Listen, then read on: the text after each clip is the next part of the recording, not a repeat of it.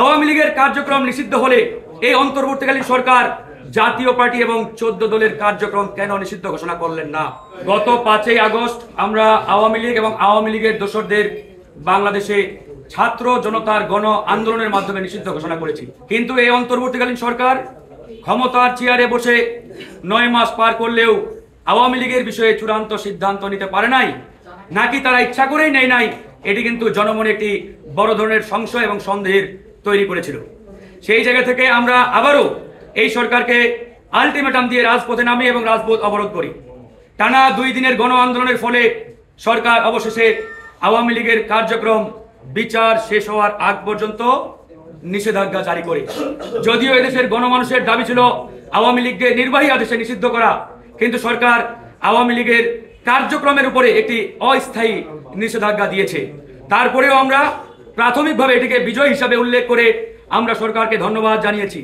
কিন্তু আমাদের প্রশ্ন, যে আওয়ামী লীগ বিগত জুলাই আগস্টে এদেশের মানুষের উপরে গণহত্যা চালিয়েছে, এদেশের ছাত্রদের বুকে গুলি চালিয়ে অসংখ্য ছাত্র জনতাকে হত্যা করেছে, যে অপরাধে আওয়ামী লীগকে আজকে আমরা অপরাধী বলছি, গণহত্যাকারী বলছি, ফ্যাসিস্ট বলছি, সেই একই অপরাধে আওয়ামী লীগের অন্যতম সহযোগী দোসর জাতীয় পার্টি এবং 14 দল তারাও দোষী। আওয়ামী লীগের কার্যক্রম নিষিদ্ধ হলে এই অন্তর্বর্তীকালীন সরকার জাতীয় পার্টি এবং 14 দলের কার্যক্রম কেন নিষিদ্ধ ঘোষণা করলেন না? এর আগে আমরা যখন এই সরকারের কাছে আবেদন জানালাম আওয়ামী লীগকে নিষিদ্ধ করতে হবে, তখন সরকার এবং সরকারি দল অর্থাৎ জাতীয় নাগরিক পার্টি তারা বারবার বলার চেষ্টা করলো একটি বিশেষ দল নাকি আওয়ামী লীগ নিষিদ্ধ চায় না। সেই বিশেষ দল কোনটি? বিএনপি। বিএনপি নাকি আওয়ামী লীগ নিষিদ্ধ হোক এটা চায় না। এরপরে আমরা বিএনপির সাথে বৈঠক করলাম, বিএনপিকে বললাম আওয়ামী লীগের প্রশ্নে আপনাদের অবস্থান কি?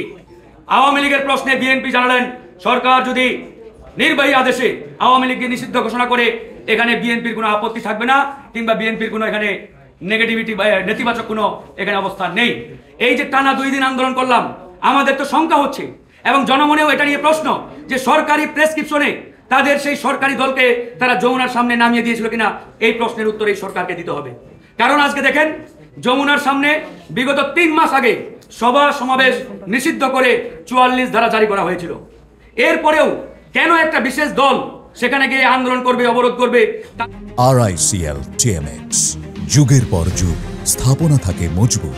এখন আজকে আমরা এই জন্য নির্বাচন কমিশনের কাছ থেকে পরিষ্কারভাবে 3টি বিষয়ে আমরা জানতে চেয়েছি যে আওয়ামী লীগকে ইতিমধ্যে সরকার তাদের কার্যক্রমের উপরে নিষেধাজ্ঞা দিয়েছে, তাদের নিবন্ধন বাতিল করতে আপনাদের কত সময় প্রয়োজন? মাননীয় প্রধান নির্বাচন কমিশনার আমাদের বলেছেন সেই নিষিদ্ধের বা নিষেধাজ্ঞার যে গেজেট, এই গেজেটটি আমাদের হাতে আসার সাথে সাথে আমরা আওয়ামী লীগের বিষয়ে সিদ্ধান্ত নেব। এখনো তারা সেই গেজেটটি হাতে পান নাই। একই সাথে আমাদের হাসান আল মামুন বলেছেন GM কাদের এখনো বহাল তবিয়তে ঘুরে বেড়াচ্ছে। কার নির্দেশে, কার শেল্টারে, এটা আমরা জানতে চাই। ওবায়দুল কাদের 3.5 মাস বাংলাদেশের ভিতরে ছিলেন, কিন্তু এই অন্তর্বর্তীকালীন সরকার এবং এই সরকারের পুলিশ বাহিনী তাকে গ্রেপ্তার করতে পারেন নাই। এটা একটা টোটালি রং কথা। বরঞ্চ সরকারের সহায়তায় তিনি বাংলাদেশের ভিতরে আরামায় এসেছিলেন, তাকে গ্রেপ্তার করে নাই। তো আমরা GM কাদের সহ 14 দলের প্রত্যেকটি নেতাকে গ্রেপ্তারের আহ্বান জানাই।